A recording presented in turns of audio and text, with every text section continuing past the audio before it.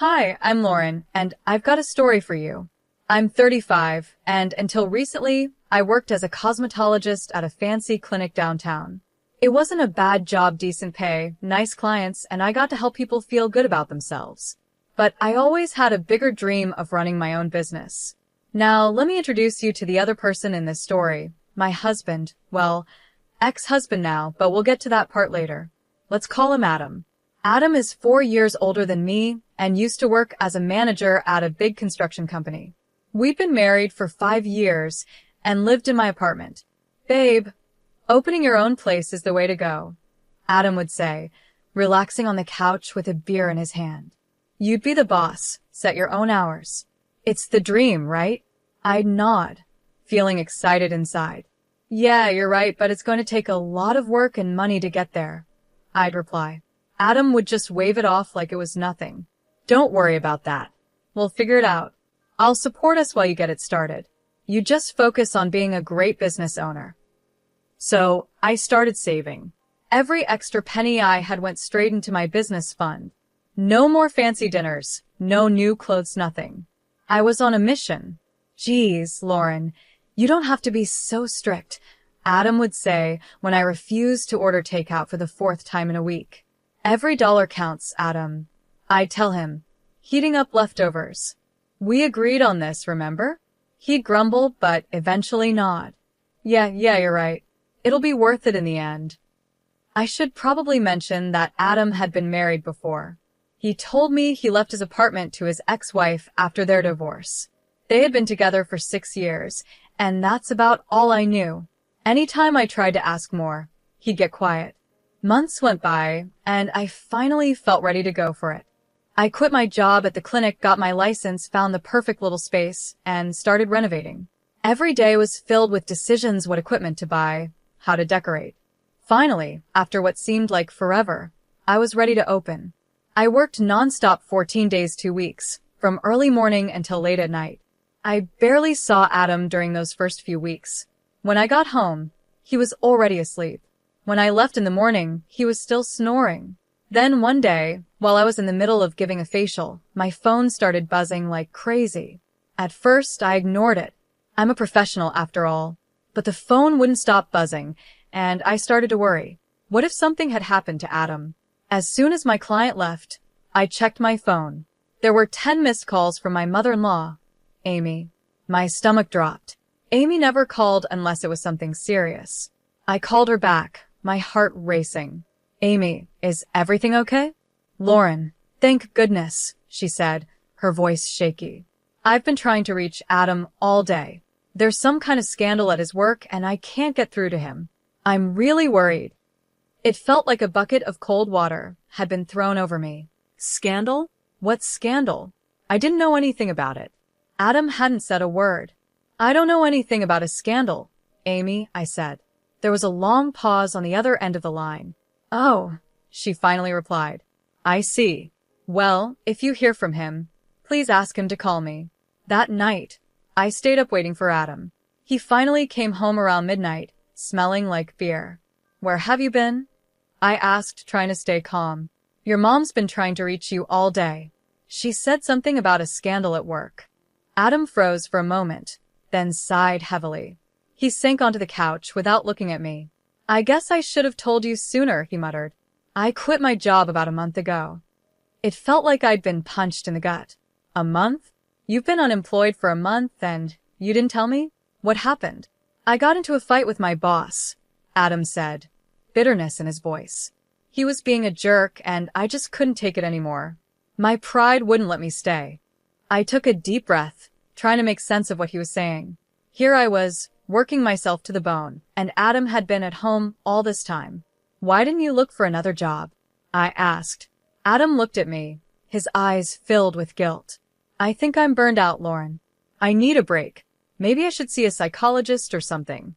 I just can't jump into another job right now. Part of me wanted to scream at him. We had a plan. He was supposed to support us while I got my business off the ground. But seeing him sitting there, looking so defeated, I couldn't bring myself to yell. Okay, I said after a long pause. We'll figure this out. But no more secrets, Adam. We're a team, remember? He nodded, relief washing over his face. I'm sorry, Lauren. I promise no more secrets, he said. Little did I know that was just the first of many promises he'd break. The next few weeks were tough. I started picking up extra shifts at my old clinic, working mornings at my own office and afternoons at the clinic. It was exhausting, but I didn't have a choice. We had bills to pay, and I still had a loan to repay for the office. Adam spent most of his time at home, supposedly looking for jobs online, but mostly playing video games. I tried to be supportive, reminding myself that mental health is important. But as the weeks turned into months, I started to wonder if he was even trying at all. Then finally, a glimmer of hope. One day, Adam came home grinning from ear to ear. I got a job, he announced.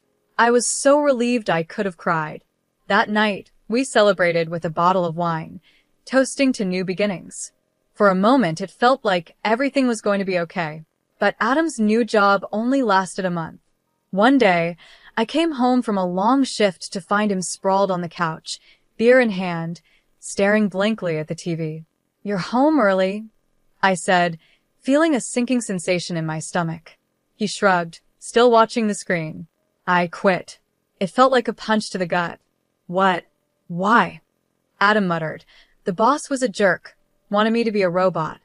All about discipline and following orders. Screw that. I took a deep breath, trying to stay calm. Adam, we talked about this. We can't afford for you to keep quitting jobs. He finally looked at me, his eyes cold. So, I'm supposed to be miserable? I thought you'd be more understanding, Lauren. I bit my tongue, not wanting to start a fight, but inside, I was boiling. Understanding? I was working myself to the bone while he sat around drinking beer and playing video games.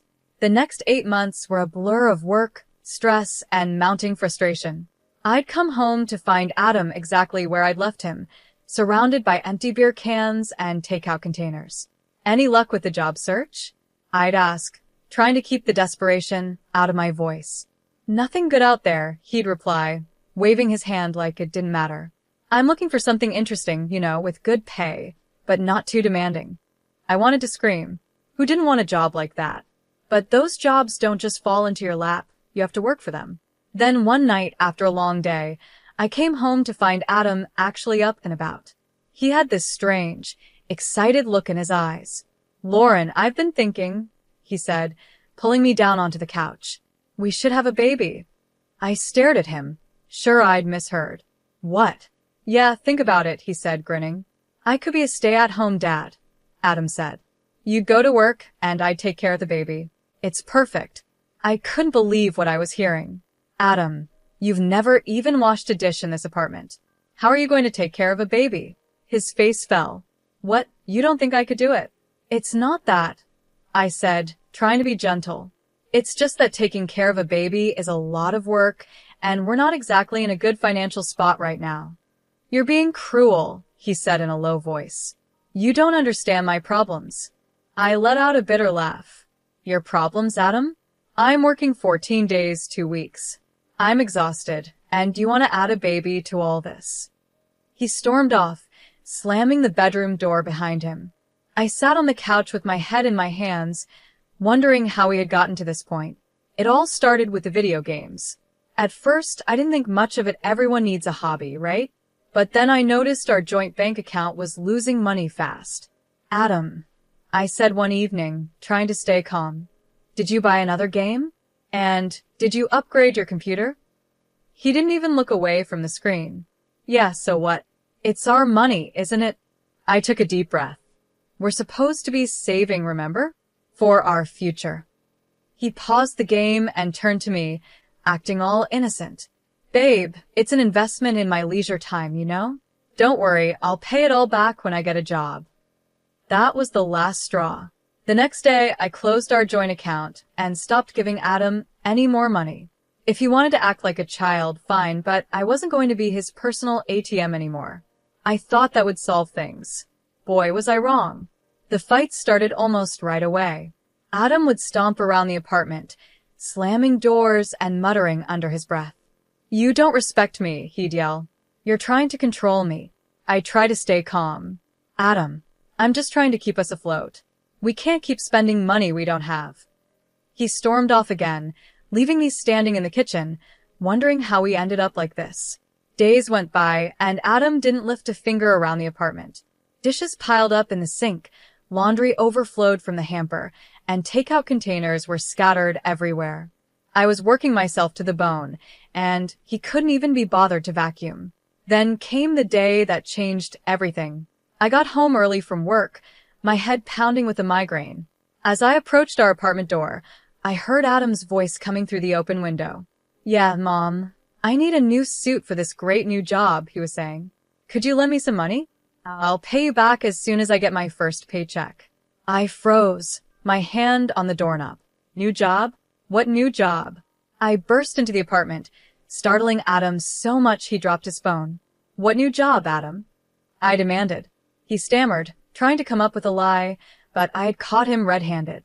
"You are going to take money from your parents for a job that doesn't even exist?" I was shaking with anger. "I was going to tell you," he mumbled. "Tell me what? That you're a liar? That you'd rather take money from your parents than get up and find a real job?" What followed was a huge fight. We yelled, we cried, and said things we couldn't take back. In the end, Adam grabbed a bag and stormed out, saying he was going to stay with his parents for a while. As the door slammed behind him, I sank to the floor, my head in my hands. I had my own business. I was driven. I was successful. Yet here I was, married to a man who seemed determined to drag us both down. The days after Adam left were strange. I kept expecting him to come back, full of apologies and promises to do better. But as one day turned into one, then two, and then a week, there was nothing. No calls, no texts, not even a lousy email. Part of me was relieved. The apartment was peaceful, no more walking on eggshells, no more cleaning up after a grown man who acted like a teenager. But another part of me was worried. What if something had happened to him? Just when I was thinking about calling his parents, my phone rang. Adam's name flashed on the screen. I answered, my heart pounding. "Adam, where are you? Are you okay?" His voice was cheerful. "Hey, babe. Guess where I am? Miami. Can you believe it? Mom always wanted to come here, so we decided to make it a family trip. It's amazing." It felt like a punch to the gut. Miami? Well, I had been here, worrying about him. "What do you mean, we decided?" I asked, my voice tight. "When did you decide this?" "Oh, it was kind of a last-minute thing," he said, sounding casual. "I told Mom and Dad about my great new job offer, and we thought, why not celebrate?" I gripped the phone so hard my knuckles turned white. "What job offer, Adam? We both know there isn't one."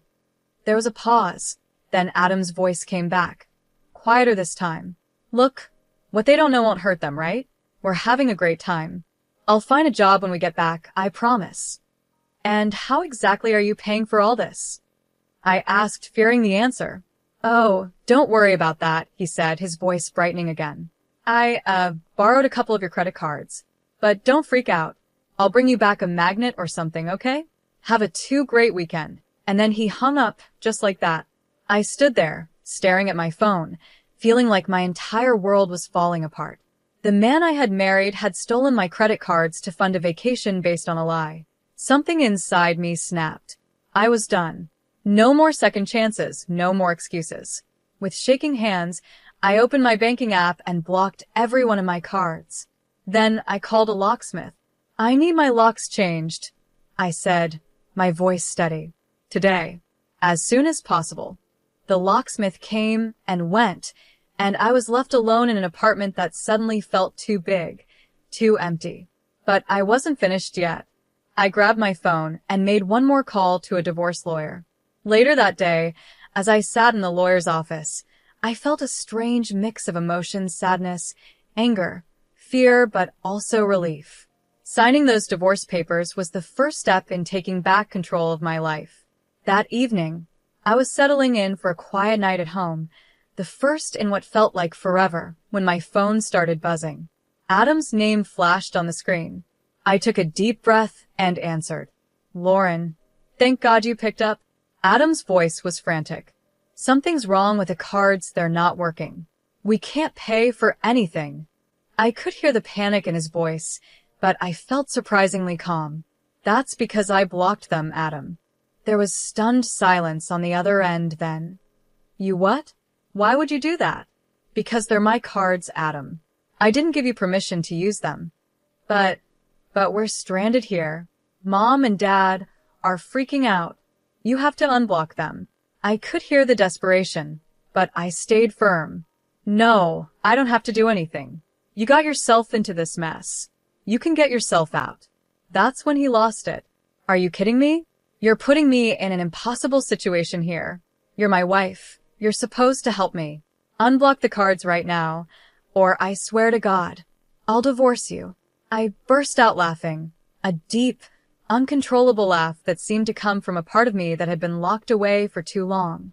Oh, Adam, I said once I could speak again, you're a little late with that threat. Then I hung up. The next day, I rented a storage unit and packed up all of Adam's things, every shirt, every game console, every little thing that reminded me of him. It all went into boxes and then into storage. I knew Adam would come home soon, probably expecting to walk right back into our apartment like nothing had happened. Well, he was in for a surprise. Sure enough, a few days later, my phone rang. Adam's voice was a mix of confusion and anger. Lauren, what the hell? I can't get into the apartment. Did you change the locks? Yes, I did, I said calmly. Your things are in a storage unit. I'll text you the address and unit number. My things? What are you talking about? Let me in, Lauren. This isn't funny. I took a deep breath. This was it. I'm not joking, Adam. I've filed for divorce. The papers should arrive at your parents' house any day now. There was a long silence. Then, divorce? Lauren, come on. You can't be serious. We can work this out. Let's start over, okay? I'll do better, I promise. It's over, Adam, I said firmly. I've made my decision. Please don't contact me again, except through my lawyer. I hung up and blocked his number. As I sat there in my quiet apartment, I felt a mix of emotion, sadness for what could have been, anger at all the lies and betrayal, but mostly, I felt relief. For the first time in a long time, I felt like I could breathe. A few days after blocking Adam's number, my phone rang with an unfamiliar number. I almost didn't answer, thinking it might be Adam trying to reach me from a different phone. But something made me pick up. Hello, I said cautiously. Lauren, it's Amy, Adam's mother. My stomach tightened. Here it comes. I thought the lecture about ruining their family vacation, about being a terrible wife, about not standing by Adam. Amy, I said, trying to keep my voice calm, I'm sorry about what happened in Miami. She cut me off. No, Lauren, I'm the one who should apologize. I'm so disappointed in Adam. I thought he had changed. What do you mean? I asked, curious. There was a long sigh on the other end of the line. Lauren, there's something you should know. Adam's first marriage, it didn't end because they grew apart, like he told you. His ex-wife left him because of his irresponsibility, his lying, his inability to keep a job, and his stealing. I felt like I had been hit with a wave of cold water. It felt like I'd been punched in the gut. He never told me. I know, Amy said softly. We hoped that living with you, seeing how hard-working and responsible you are, would inspire him to change, to grow up. Her voice trailed off, and I could hear the pain in it. I felt a wave of sympathy for her. She had been fooled just like I had. Amy, I'm so sorry, I said. I had no idea. No, Lauren, I'm sorry, she said, her voice firm. I'm sorry we didn't tell you the full truth from the start. I'm sorry we let you go through this, and I'm more sorry than I can express for what Adam has put you through. Tears welled up in my eyes. Thank you, I whispered. I want you to know, Amy continued, that when we found out the truth, how he had been lying to you for months, how he stole your credit cards, and how he deceived us about having a job, we kicked him out. He's not welcome in our home right now. I was speechless. I had been so worried about being judged by Adam's family, and here they were, standing by me instead. I don't blame you for divorcing him, Lauren, Amy said. You deserve so much better. I just hope you don't think badly of all of us because of Adam's actions. No, of course not, I said quickly. Amy, I never blamed you or your husband. You've both always been kind to me. We talked for a while longer, with Amy filling me in on some of the details I had missed. By the time we hung up, I felt like a weight had been lifted off my shoulders. I wasn't alone in this. I wasn't wrong for feeling betrayed and angry. In the weeks that followed my conversation with Amy, life started to settle into a new rhythm. I threw myself into my work, finding comfort in the familiar routines of my cosmetology office. Without Adam's constant drama and financial strain, I had more energy, more focus, and surprisingly more money. But Adam wasn't going to let go easily. One evening, as I was locking up the office, I saw a familiar figure leaning against my car. My heart sank. "Lauren," Adam called out as I approached. "Can we talk, please? I've changed, I swear. I'm looking for a job, a real one this time. I'll pay you back every cent. Just give me another chance." For a split second, I felt a twinge of something nostalgia, maybe pity. But then I remembered all the lies, all the broken promises, and all the stress and pain he had put me through. "No," I said firmly. "I'm done giving you chances, Adam. Please leave." I walked past him and got into my car, my hands shaking as I started the engine. As I drove away, I saw him in my rearview mirror, standing there, looking lost. But I didn't turn back. That was the last time. I saw Adam in person that last time, and he tried calling a few more times from different numbers, but I blocked them all. Eventually, the divorce was finalized without any more drama. And you know what? Life got a lot better. Without the constant stress of Adam being unemployed and spending money, my finances improved a lot. I was able to put all my energy into my cosmetology office, and it paid off. My client list grew, word spread, and soon I was busier than ever. I decided to quit my part-time job at the clinic and focus completely on my own business. It was scary at first, but it turned out to be the best decision I could have made. With the extra time and energy, I focused on marketing and expanding my services. I even hired 2 more cosmetologists to help with the workload. Suddenly, I wasn't just a cosmetologist anymore, I was a boss. The loan I had taken out to start the business was paid off ahead of schedule. The constant worry about money was gone, and for the first time in years, I felt financially secure. But it wasn't just about the money. I started treating myself to little things too: weekend trips, nice dinners, those shoes I'd wanted for months. These were things I had always denied myself before, thinking we needed to save every penny for some future that never came. Now, as I sit in my expanded office, looking at plans for a new treatment room, I can't help but be amazed at how much has changed. I'm not just surviving anymore, I'm thriving. And I did it all on my own. Don't get me wrong, it wasn't always easy. There were nights when I missed having someone to come home to, someone to share my successes with. But those moments became fewer as I built a life I truly loved. Looking back, I realized that ending my marriage to Adam wasn't the end of my story. It was the beginning. It was the moment I chose myself, my dreams, and my future. And you know what? I'd make that choice again in a heartbeat.